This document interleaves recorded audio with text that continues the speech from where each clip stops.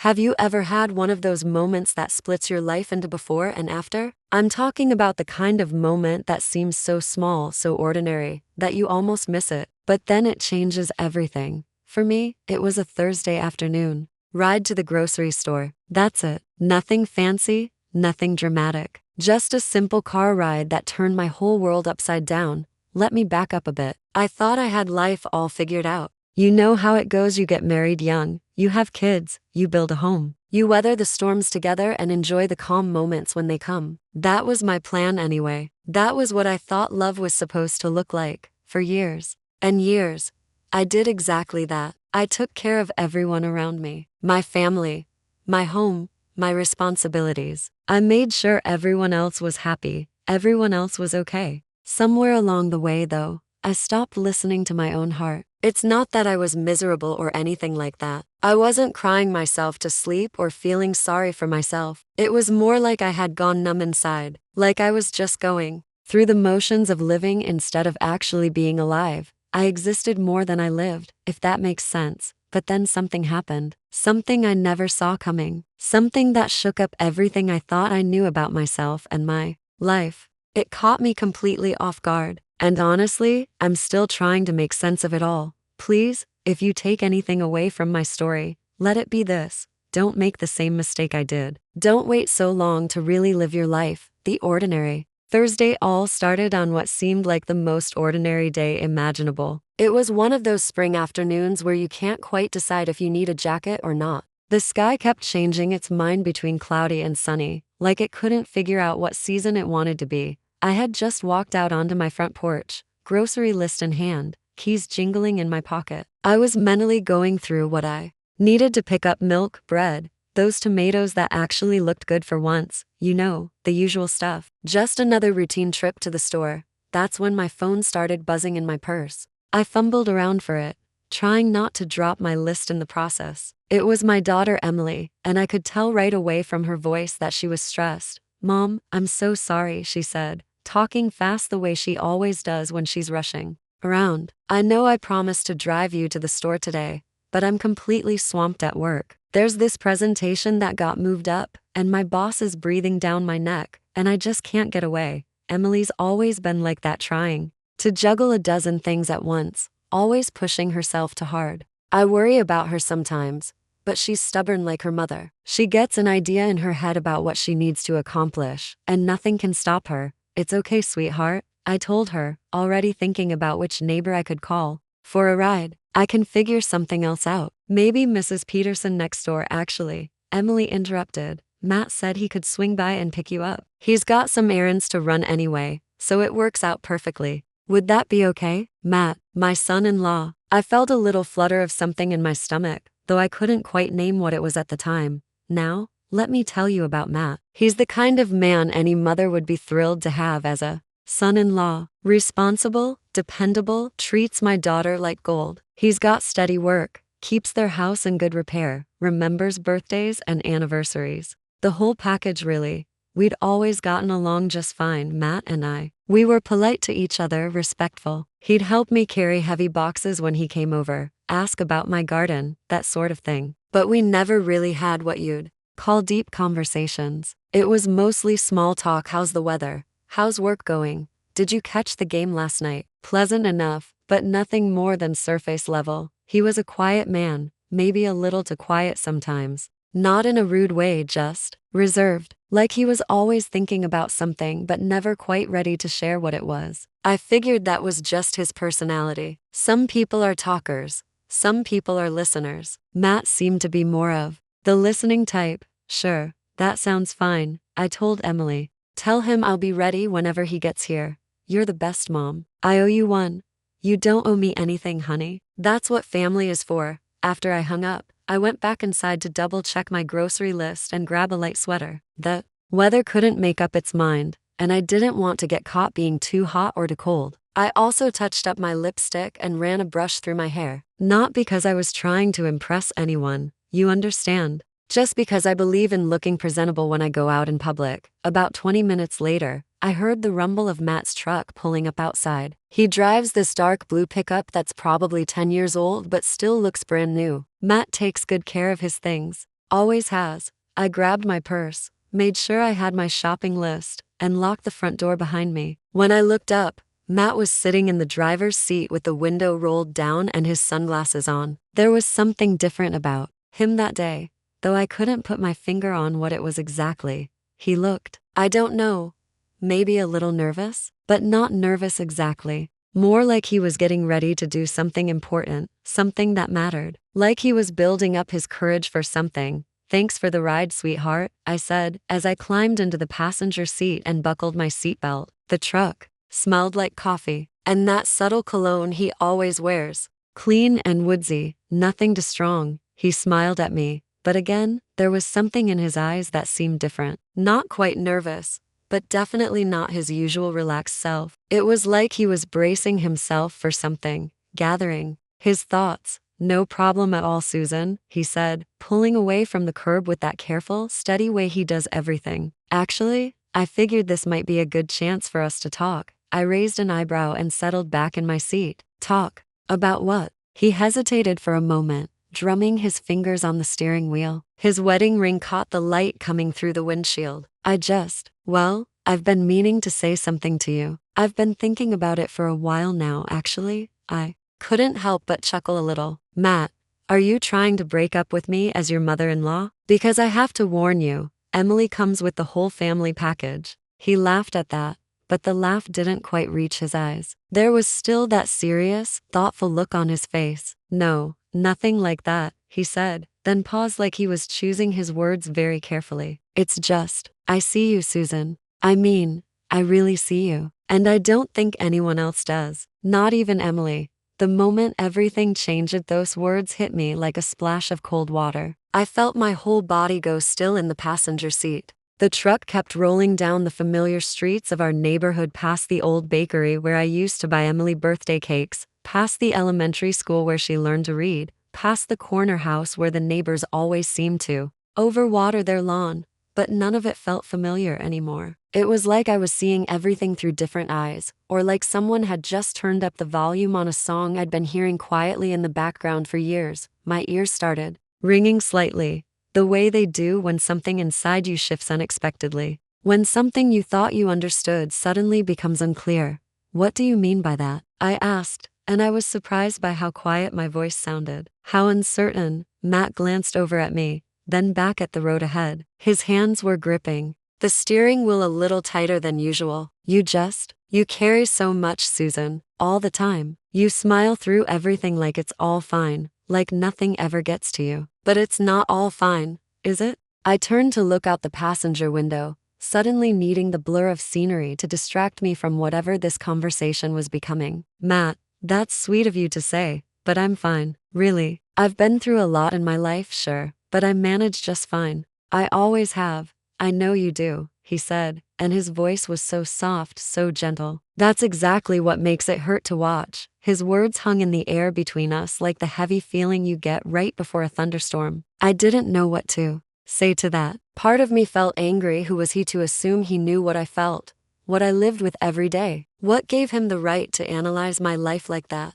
But there was another part of me, a quieter part that I usually tried to ignore, that felt something else entirely. That part of me wanted so badly to be seen, really seen, even if it was just for a moment. That part of me was tired of always being strong, always being fine, always being the one who held everything together. We stopped at the red light near the supermarket, and Matt turned to look at me again. Really look at me, not just the polite glance you give someone when you're making small talk. His eyes were kind but serious, like he was trying to tell me something important without using words. You don't have to always be the strong one, Susan, he said quietly. That's when I felt the heat rush up into my chest and face. It was a strange mix of embarrassment and confusion and something else I couldn't quite identify. Something that made my heart beat a little faster and my hands feel shaky. I think you've misunderstood something here, I finally managed to say. I'm not. I mean, this conversation feels inappropriate, Matt. He nodded slowly, like he'd expected me to say that. Maybe it is inappropriate, he said. Or maybe it's just something that no one else has had the courage to say to you. The light turned green, and we drove forward, but that moment didn't pass completely. It lingered in the truck with us like the scent of warm asphalt and sun-baked leaves. The silence that followed felt heavy and full of things neither of us knew how to say. We drove the rest of the way to the grocery store without talking. The tension wrapped around us like a blanket that was too warm but that you couldn't quite bring yourself to push off. When Matt pulled into a parking space near the store entrance, I immediately reached for the door handle without looking at him. "Susan," he said gently, just as I was about to get out. I paused, my hand on the door handle, but I didn't turn around. "You deserve more than just getting through each day," he said. "You deserve to actually live." I didn't reply. I couldn't reply. I just stepped out of the truck, closed the door carefully behind me, and walked toward the automatic glass doors of the supermarket. Each step felt heavier than the last, like I was walking through thick sand or deep water.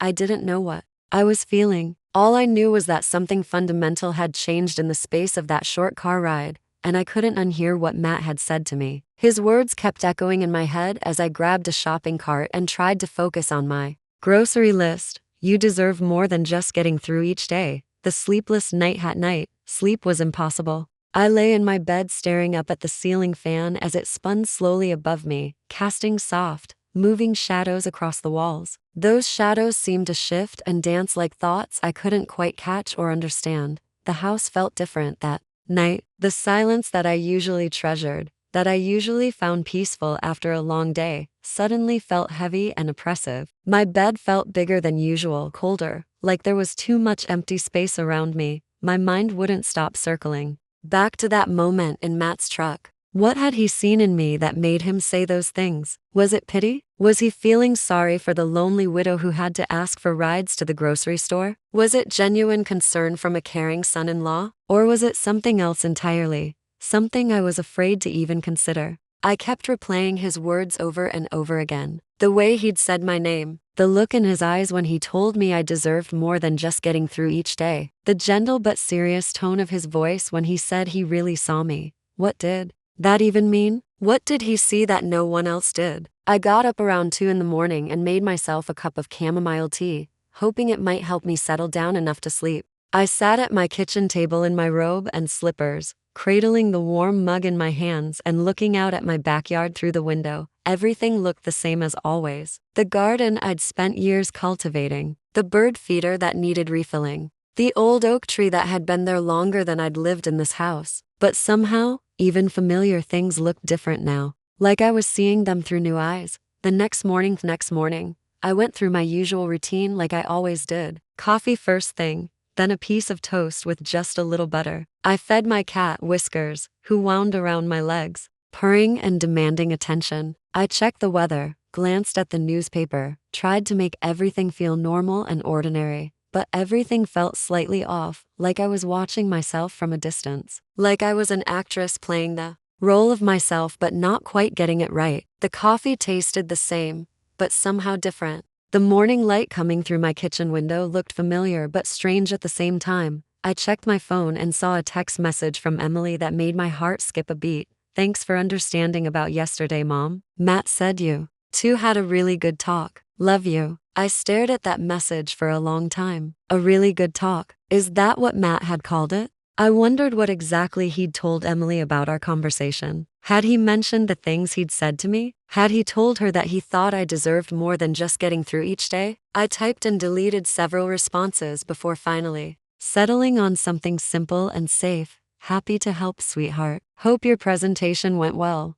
But even as I sent that message, I couldn't stop thinking about what Emily had written. If Matt thought we'd had a good talk, what did that mean? Did he want to have more conversations like that? Did he think something had been accomplished, or resolved, or started? The questions swirled around in my head all morning as I tried to focus on my usual tasks. I did some laundry, tidied up the living room, paid a couple of bills, but my mind kept wandering back to the truck, to Matt's words, to the way he'd looked at me. The return that evening, just as the sun was starting to set and I was outside pulling weeds in my backyard garden, I heard the familiar rumble of Matt's truck pulling up in front of my house. My heart jumped before my brain had time to catch up and tell it to calm down. I watched through the slats in my back fence as he got out of the truck, his hands shoved deep in his pockets like he was nervous about something. He walked slowly, toward my backyard gate, and I could see him taking a deep breath, like he was preparing himself for something important.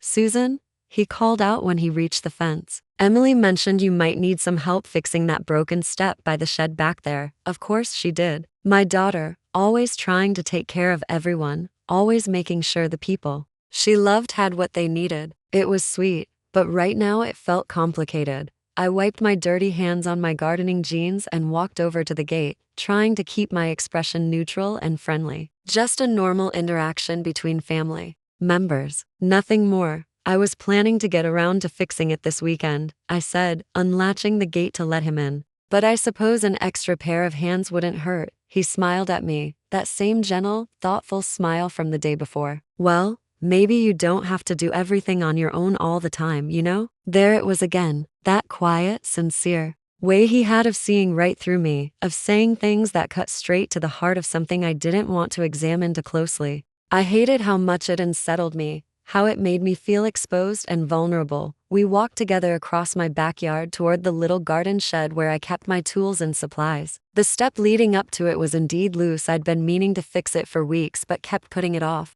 Matt crouched down to examine it more closely, running his hands along the wood to see where the problem was. I stood nearby with my arms crossed, trying not to stare at him, trying to act like this was just a normal favor between family members. But there was something in the air between us, some kind of tension or awareness that hadn't been there before yesterday. "You know," Matt said without looking up from the step, "when Emily and I first started dating, she used to talk about you. All the time." I said nothing, just waited to see where he was going with this. "She told me her mom was the strongest woman she'd ever known," he continued, testing the loose board with his hands. "She said you held everything together after her dad left. That you worked 2 jobs and still managed to make dinner every single night. That you never complained, never asked for help, never even cried. Not once."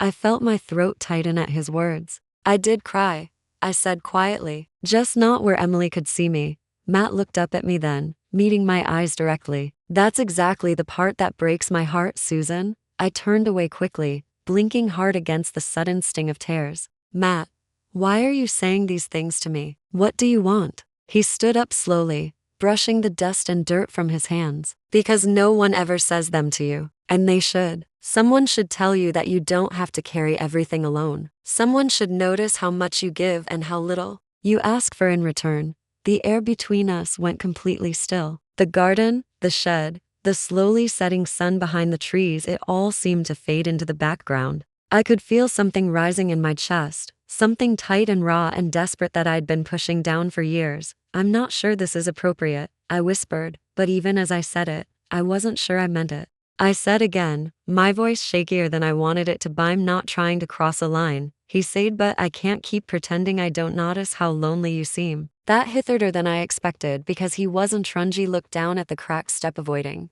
his gazelle-nelliness isn't a crime. It's just part of life. Somebody mesh took a step closer, not too close, but close enough that I could feel the shift in the air between us. "It doesn't have to be," he said. Wes stood there in silence, the light softening around us. As the sun dipped lower behind the trees, I felt like I was teetering on the edge of something amazing I hadn't allowed myself to feel in years. When he finally spoke again, his voice was quiet. "You don't have to say anything. I just wanted you talk now. Someone sees you." Then he turned and walked back to his truck. I didn't stop him. I didn't call after him. I just stood there with my heart pounding and my thoughts tangled, and watched the red glow of his taillights fade down the street. That night didn't sleep either. But it wasn't restlessness, was something else entirely stirring, a remembering, a question I hadn't asked myself in decades. What if there's still more waiting for me? I don't know when it started exactly, that quiet tug in Micah's every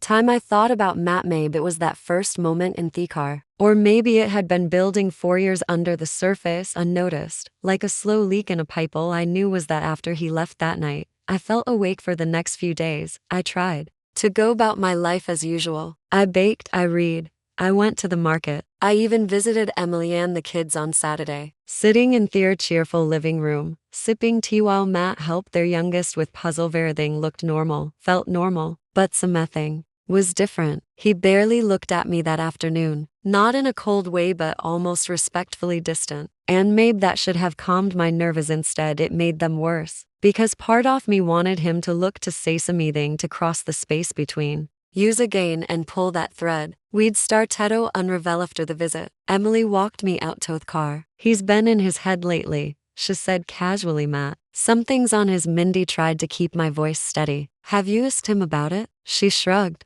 He just says work's been intense. I believe him, but you know Matt. He bottles things up and nodded, gave her a soft smile, and drove home with a stomach full of guilt and a heart that wouldn't quiet down. The next morning it rained down of those soft, steady spring rains that makes everything smell like new beginnings. I stood at the window watching droplets slide down the glass, thinking of all the things I wasn't supposed to feel. Then my phone buzzed. Matt, are you free today? I need to talk to you. Alana stared at the message for a long time before typing just one word back. Yes. He picked me up just before noon. No excuses this time. No errands or broken steps, just the two of us in his truck. With the world hushed by rain, we drove in silence. At first, the wickers moved back and forth like a metronome, keeping time with my heartbeat. I could feel him glancing over, trying to find the words. Finally, he pulled over near a quiet park in the edge of town. Empty benches misting the air, trees dripping like they were Saginji.